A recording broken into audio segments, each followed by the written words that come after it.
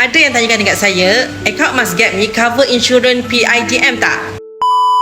Jawapannya adalah tidak ada mana-mana akaun emas yang dilindungi oleh PIDM, termasuk akaun emas di bank. Untuk Public Gold, semua emas termasuk emas di akaun emas Gap disimpan di Public Safe Penang. Dan ya, memang dilindungi insurans di Public Safe yang merupakan tempat penyimpanan stok emas Public Gold.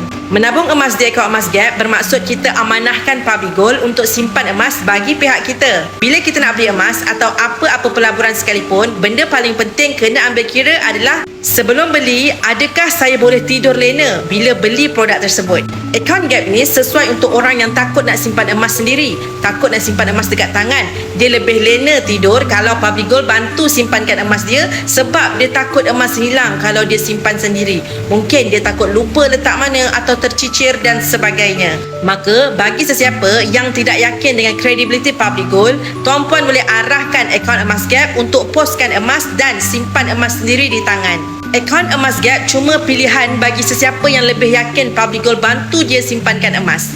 Yang mana nak memiliki akaun emas Gap yang patuh syariah, yang mana kita boleh keluarkan emas fizikal bila-bila masa saja, boleh klik link di bio Safia Sofyan. Saya bantu sebaiknya.